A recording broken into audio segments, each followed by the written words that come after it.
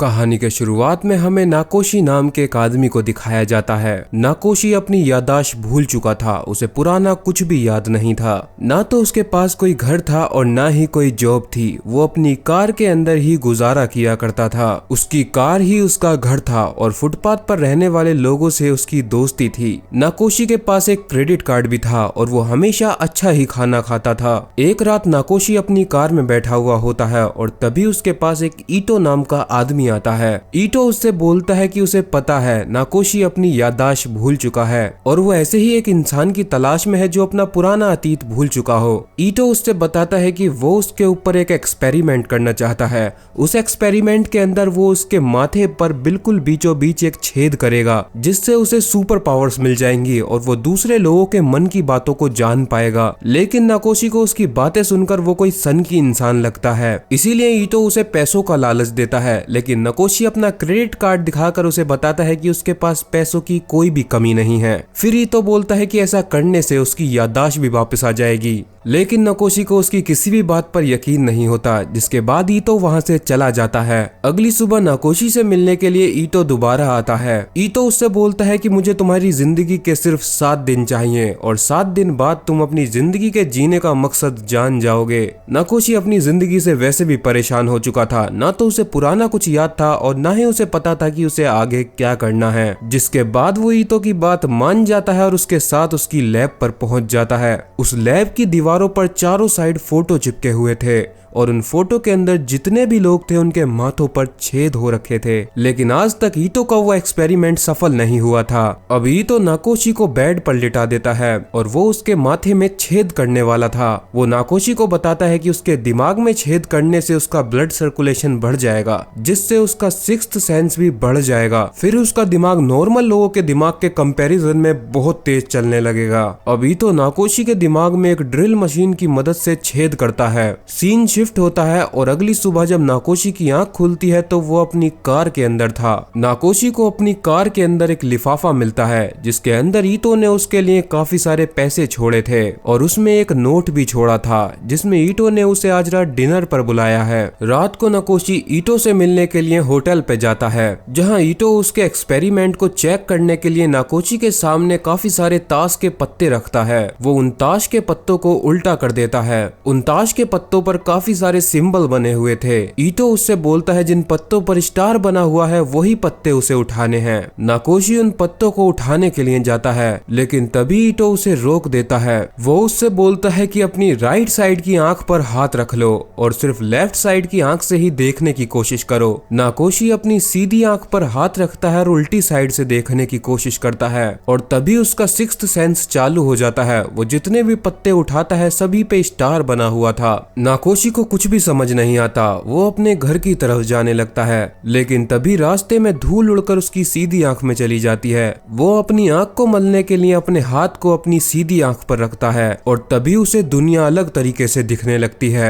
उसे वहाँ चल रहे लोग काफी अजीब तरीके से दिखते हैं। वो देखता है कोई इंसान पेड़ जैसा दिख रहा है तो किसी की बॉडी ही नहीं है। वो देखता है एक आदमी ने सिर्फ ऊपर से लेकर नीचे तक चश्मे पहने हुए थे, लेकिन वहाँ पर कुछ लोग उसे नॉर्मल भी दिख रहे थे। वो अचानक से पीछे मुड़ता है और उसके पीछे एक बहुत ही बड़ा रोबोट था। नाकोशी अपनी आंख पर से हाथ हटाकर उसे धक्का मार देता है और वो देखता है वो तो एक नॉर्मल इंसान है, लेकिन वो एक सन की गैंगस्टर था जिसे नाकोशी ने अभी अभी धक्का मारा था। उस गैंगस्टर को गुस्सा आता है और वो नाकोशी को अपने आदमियों के साथ पीछे की गली में ले जाता है। ये गैंगस्टर लोगों की पिंकी फिंगर काट देता है, इसीलिए वो नाकोशी की भी पिंकी फिंगर को पकड़कर काटने ही वाला था। लेकिन तभी नाकोशी अपनी राइट आंख पर हाथ रखकर अपना सिक्स्थ सेंस चालू कर लेता है और अब उसे वो आदमी वापस रोबोट की तरह दिखने लगता है और उसे ये भी दिखता है कि वो नाकोशी की नहीं बल्कि अपनी खुद की उंगली काट रहा था। नाकोशी उससे बोलता है कि वो एक रोबोट है। ये सुनकर गैंगस्टर को सदमा लगता है और उसकी आंखों में आंसू आ जाते हैं, जिसके बाद वो वहाँ से चला जाता है। गैंगस्टर के साथ ऐसा क्यों हुआ ये हमें कहानी में आगे पता चलेगा।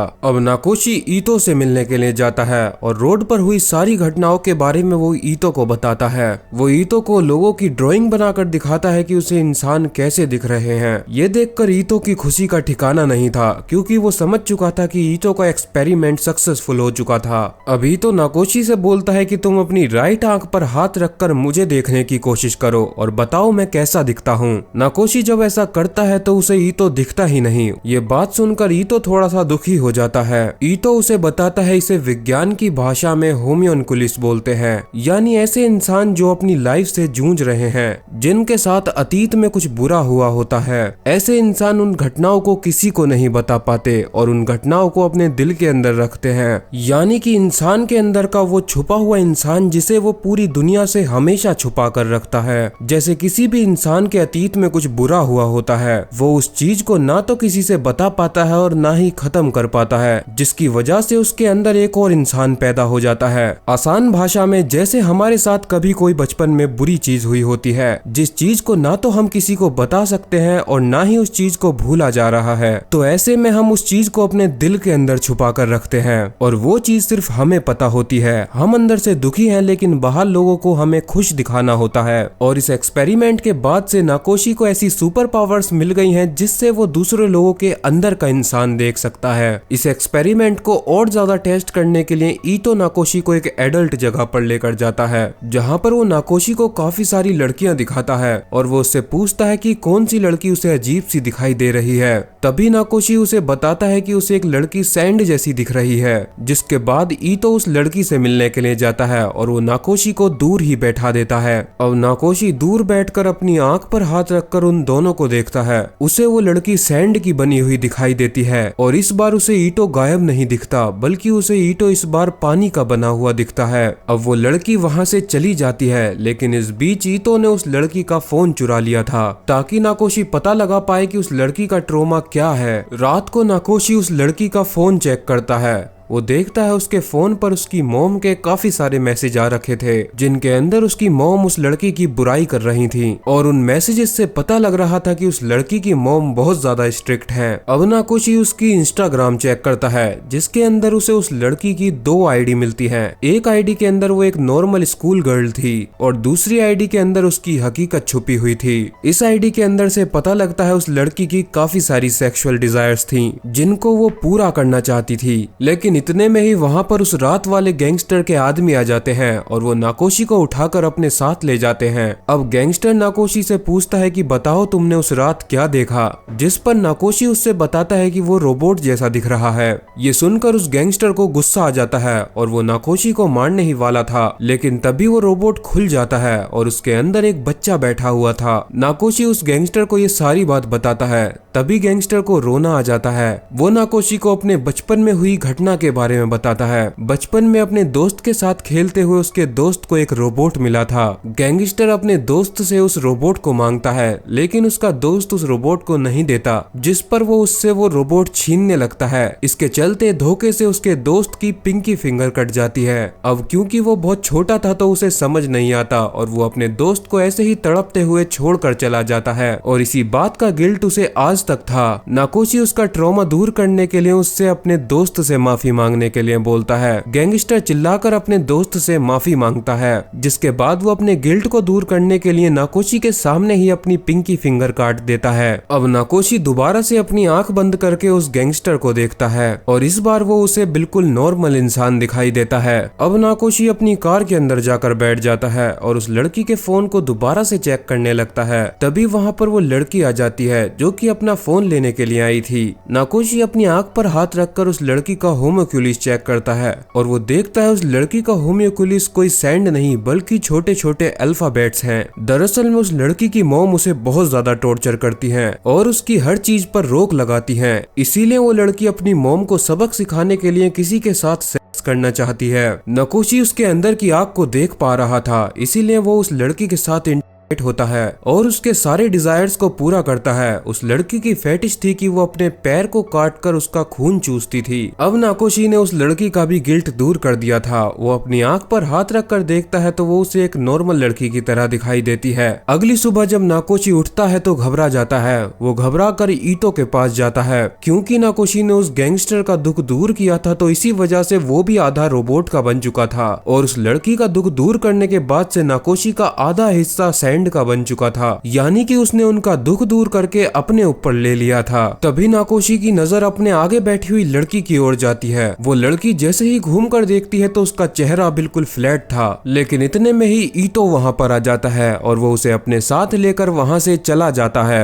अब नाकोशी इन चीजों से परेशान आ चुका था और वो ईतो से अपने दिमाग के छेद को बंद करने के लिए बोलता है, लेकिन ईतो ऐसा करने से पहले उसके आगे एक शर्त रखता है। वो उसकी आंख पर हाथ रखकर अपना होम्योक्यूलिस पूछता है। नाकोशी इस बार जब ईतो को देखता है तो उसे वो पानी का बना हुआ दिखता है और इस बार उसके अंदर एक मछली भी थी, लेकिन नाकोशी ये बात ईतो को नहीं बताता क्योंकि अगर उसने ऐसा किया तो ईतो भी अपना होम्योक्यूलिस दूर कर लेगा और वो चीज भी नाकोशी के ऊपर आ जाएगी। अब नाकोशी अपने पास्ट को याद करने की कोशिश करता है। वो अपनी कार के अंदर जाकर चीजों को चेक करने लगता है। उसे कार के अंदर एक कार्ड मिलता है जिस पर लिखा हुआ था ननाको। उसे याद आता है एक बार बार के अंदर वो ननाको नाम की एक लड़की से मिला था और ये वही लड़की है जिसे उसने सुबह हॉस्पिटल के अंदर भी देखा था। अगली सुबह नाकोशी उस लड़की के पास पहुंच जाता है और उसे ननाको के नाम से पुकारता है। तभी वो लड़की बोलती है कि क्या तुम मुझे जानते हो, क्योंकि मैं अपनी याददाश्त खो चुकी हूँ। अब क्योंकि नाकोशी को अपनी पूरी याददाश्त आ चुकी थी इसीलिए वो उस लड़की को अपने अपार्टमेंट में लेकर जाता है। नाकोशी उस लड़की को बताता है अपनी याददाश्त खोने से पहले हम दोनों इस अपार्टमेंट में रहा करते थे। अब नाकोशी उस लड़की को वही रेड ड्रेस दिखाता है, लेकिन ननाको को अभी भी अपना अतीत याद नहीं आता।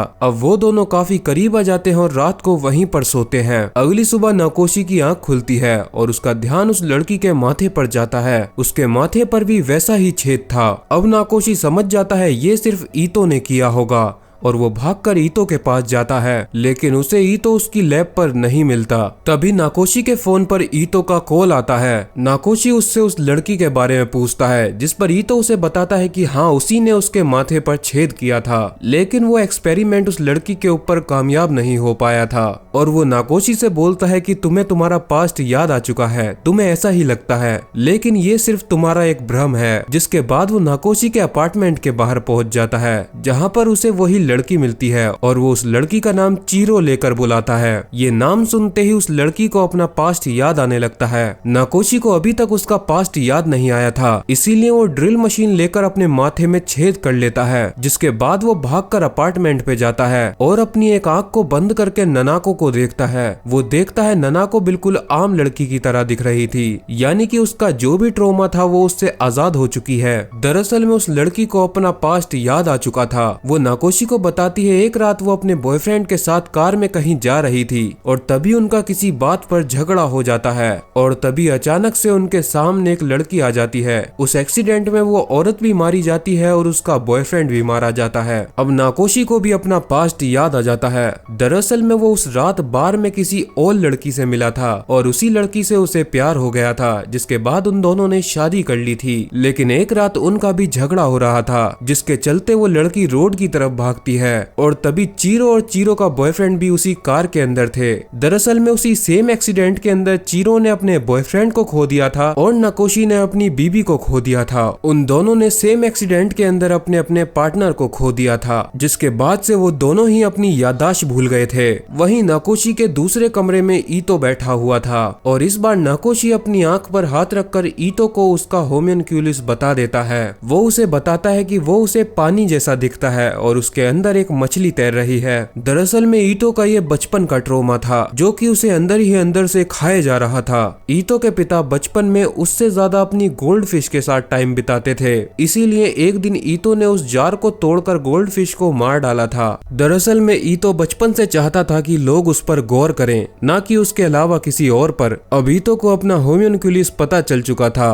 वो नाकोशी के सामने ही बहुत तेज तेज रोने लगता है। नाकोशी उसे गले लगाता है और ईतो का का भी होम्यूनक्यूलिस खत्म हो जाता है। लेकिन तभी सीन शिफ्ट होता है और हमें दिखाया जाता है ईतो ने भी अपने सर में छेद कर लिया था। नाकोशी और चीरो की याददाश्त भी वापस आ चुकी है और उन दोनों का इस दुनिया में कोई नहीं है, इसीलिए वो दोनों फैसला करते हैं कि वो आगे की जिंदगी साथ ही बिताएंगे। और इसी के साथ यहीं पर ये मूवी खत्म हो जाती है। अगर आप लोगों को मेरी एक्सप्लेनेशन अच्छी लगी हो तो आप इस वीडियो को लाइक कर सकते हो।